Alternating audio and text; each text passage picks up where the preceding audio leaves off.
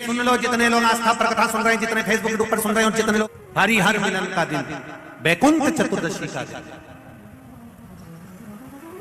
अगर कथा तक पहुंच जाओ तो अच्छी बात, टीवी के सामने भी बैठ गए तो अच्छी बात, मोबाइल के सम्मुख में भी सुन ली तो बहुत अच्छी बात, पर जो भीकन गांव तक भी नहीं पहुंचा तो कम से कम कोई गांव का व्यक्ति अगर कथा सुनकर निकल कर जाए तो उसका केवल दीदार कर लेना, दर्शन कर लेना, उतने में वैकुंठ का मार्ग खुल जाए। बहुत धनेश्वर ने पूछा, मैंने कौन सा पुण्य करा था जो मुझे वैकुंठ का द्वार खुला मिला? चित्रगुप्त महाराज ने कहा, धनेश्वर ब्राह्मण, तुमने पाप तो इतना करा था कि तुमको नरक भोगना था। केवल वैकुंठ चतुर्दशी के दिन स्नान कर कर आ रहे व्यक्ति का, शिवजी पे जल चढ़ाते हुए आ रहे व्यक्ति का मुख का दर्शन कर लिया था।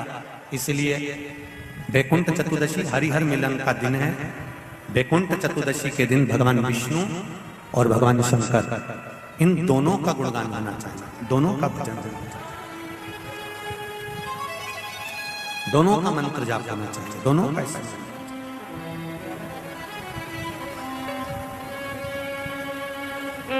आप सबसे निवेदन है, कल हरिहर मिलन के दिन आपके घर में शिवलिंग होगा और लड्डू गोपाल होंगे। रात्रि के समय पर, शाम को नहीं, मध्य रात्रि, अगर नींद खुली रहे तो 11 बजे के बाद में, रात्रि को 11 के बाद अगर नींद खुली रहे, नींद नहीं खुली रहे तो फिर तुम रात को 8-9 बजे चढ़ा के भी सो जाओ तो कोई बात नहीं हो, भगवान तो बोलेगा। शंकर भगवान पर पहले बेलपत्री चढ़ाना, लड्डू गोपाल के सामने तुलसी का दल चढ़ाना, अपने मन की कामना कर कर हरिहर मिलन कराना।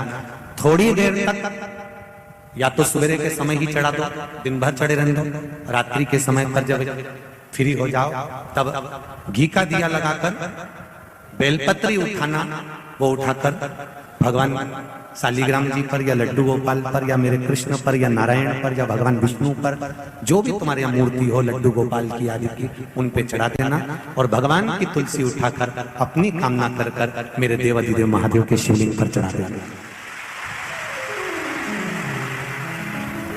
रात्रि को ही हो सके तो ब्रह्म मुहूर्त तक, अगर नींद खुली रहे तो उठा लेना, नींद खुले तो रात को ही, रात्रि के समय ही उस बेलपत्री और तुलसी को संभाल के रख लेना। वही बेलपत्री तुलसी विद्या के लिए, और जो बच्चा माइंड से तकलीफ में रहता है, जो बच्चा पलंग पर गंदगी करता हो या जिसका विवेक बुद्धि स्थिर नहीं रहती हो, उसके लिए ये बेलपत्री और तुलसा हमेशा कार्य आती है।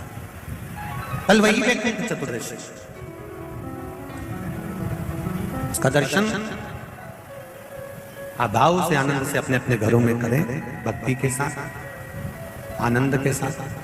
तो दर्शन चक्र भगवान विष्णु को दे दिया था और भगवान विष्णु ने अपना नेत्र भगवान शंकर को दे दिया था। तब भगवान विष्णु ने कहा था देवऋषि नारद से, नारद, पूरे वर्ष में केवल एक दिन ऐसा रहेगा वैकुंठ चतुर्दशी का, जिस दिन मेरा दरवाजा 24 घंटे खुला रहेगा, जो पापी से पापी जीव है वो भी प्रवेश करेगा। ये वैकुंठ, प्रयास करो, कल शिव जी के मंदिर में जाकर एक लोटा जल अवश्य चढ़ा, भगवान नारायण का स्मरण करें, राम नाम, कृष्ण नाम, शिव नाम, भगवान की भक्ति का भजन कीर्तन करें। कार्तिक के महीने में जो दीपदान होता है, माताएं सवेरे घाट पर स्नान करने जाती हैं तो वहां दिया लगाती हैं, शाम को तुलसी का क्यारा, दरवाजा, सब दूर दीपदान होता है। केवल कार्तिक के महीने में, पूरे महीने जो दीपदान होता है वो शाम के समय पर, सुबह के समय पर, आप जब सुंदर कार्तिक स्नान कर रही हो तब, या शाम के समय पर दीपदान करती हो। पर पूरे कार्तिक के महीने में केवल एक दिन ऐसा होता है जिस समय शाम को दीपदान नहीं होता, बल्कि मध्य रात्रि में दीप का दान होता है। कौन सा दिन है वो? पूरे कार्तिक के महीने में केवल एक दिन ऐसा होता है जिस दिन मध्य रात्रि में दीपदान होता है, ना सुबह ना शाम। हाँ, सुबह शाम आप तुलसी जी को लगा रहे हो अपनी जगह पर, पर तुम अगर कार्तिक के महत्तम का स्मरण कर रहे हो, कार्तिक का स्नान कर रही हो, कार्तिक नहा रहे हो, या कार्तिक का व्रत कर रहे हो, या पचवीगन का व्रत कर रहे हो, या भीष्म पंचक का व्रत कर रहे हो, या कार्तिक स्मरण का व्रत कर रहे हो, कार्तिक का अनुष्ठान कर रहे हो तो उसमें एक दिन ऐसा होता है जिस समय सुबह शाम दीपदान का फल नहीं है, रात्रि के मध्य में दीपदान का फल है, और वो है वैकुंठ चतुर्दशी का दिन। पूरे कार्तिक के महीने में केवल एक ही दिन रहता है जिस दिन शाम के दीपदान का फल नहीं है, मध्य रात्रि के दीपदान का फल। दीपावली पर जो दिए लगाए वो 11 दिए, 21 दिए, 5 दिए, 7 दिए ऐसे लगाए जाते हैं। एकादशी के दिन जो दीपदान करा उसमें 11 दिए, 7 दिए, 21 दिए ऐसा दीपदान होता है। पर वैकुंठ चतुर्दशी का जो दिन है महाराज, इस दिन रात्रि को 11 बजे से लेकर 12:30 के बीच में दीपदान होता है, और 14 दिए का दान होता है महाराज। इसमें 14 दीप का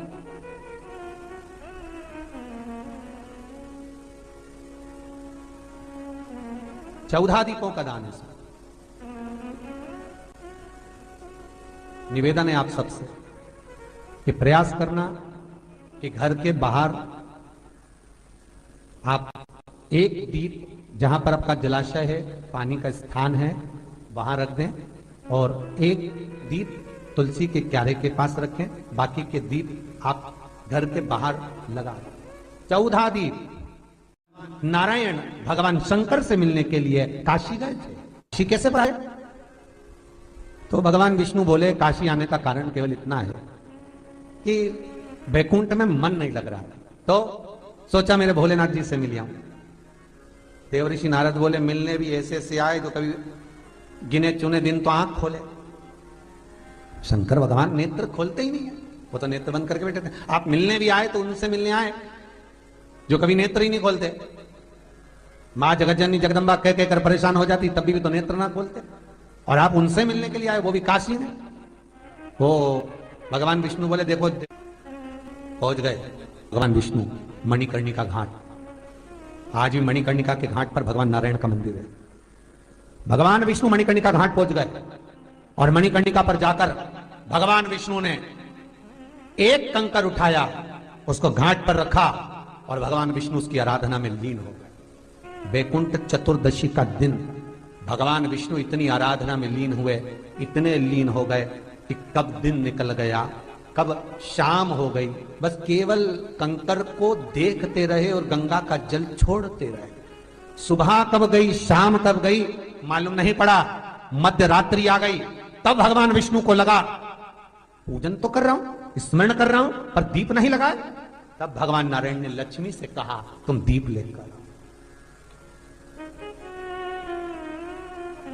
लक्ष्मी थाल लगाकर 14 दीप लगाकर शिव के सम्मुख लेकर आई महाराज। शिव के इसलिए आज भी वैकुंठ चतुर्दशी के दिन सुबह और शाम के दीपदान का महत्व नहीं है। कब का है? मध्यरात्रि। मध्यरात्रि के दीपदान का महत्व, और मध्यरात्रि के समय, मध्यरात्रि के अनुकूल में मां जब भगवान भूल गए तब लक्ष्मी जी दीप लेकर आई, प्रज्वलित किया। भगवान शंकर वहीं पर सम्मुख प्रकट हो गए। तब जैसे देवऋषि नारद ने कहा था कि कंकर में शंकर है, भगवान विष्णु ने देवऋषि नारद को हृदय से लगाया था, तब भगवान नारायण के सामने शिव प्रसन्न होकर भगवान नारायण को गले से लगाते हैं। इसको हमारे हिंदू धर्म में हरि हर मिलन कहते हैं। इसलिए वैकुंठ चतुर्दशी के दिन हरि हर मिलन, हरि हर मिलन वैकुंठ चतुर्दशी। महाराज निवेदन करूंगा, जिसकी किडनी गड़बड़ हो गई हो, जिसका लीवर गड़बड़ हो गया हो, जिसको डायलिसिस चल रहा हो और छूट नहीं रहा हो, वैकुंठ चतुर्दशी के दिन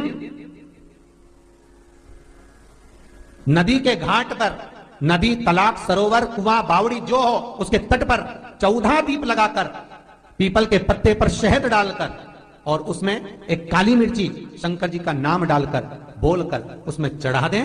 उसी पत्ते की काली मिर्ची, थोड़ा सा शहद घाट पर डाल दें, और उस पत्ते को घर पर लेकर आ जाए।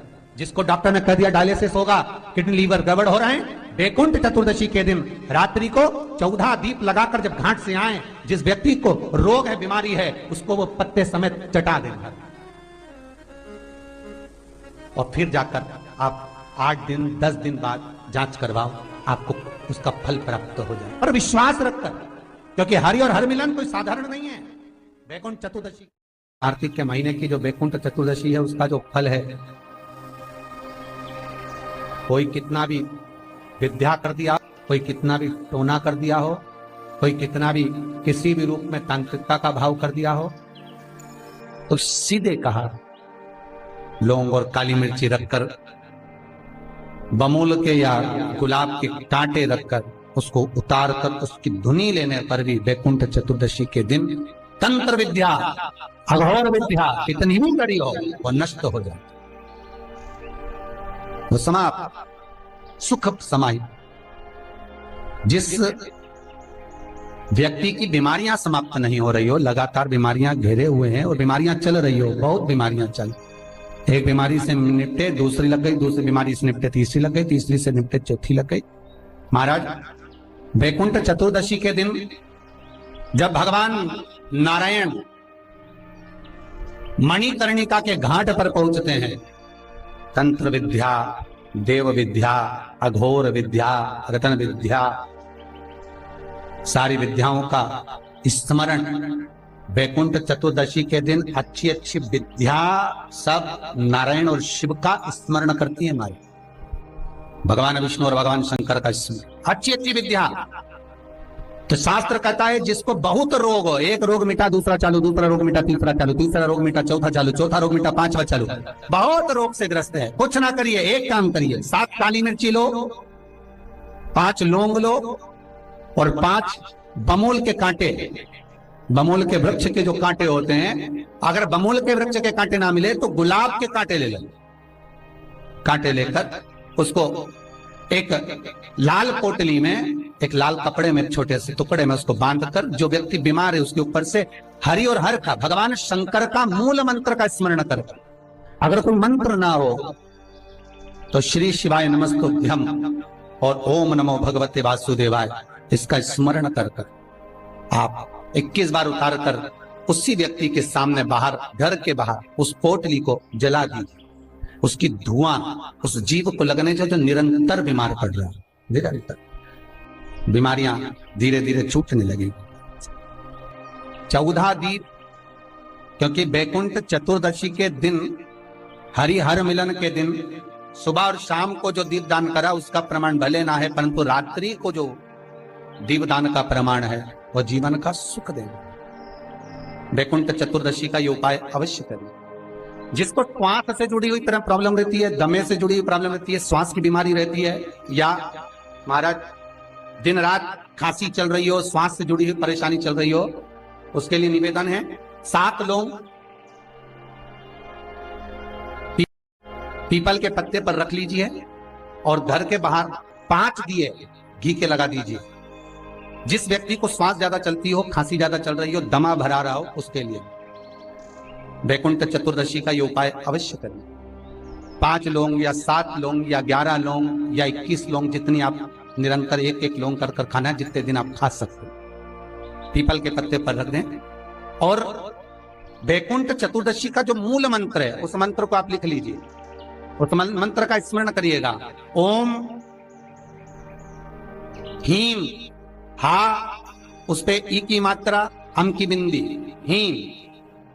ओम हरिणाक्षाय, हरिणाक्षाय नमः शिवाय।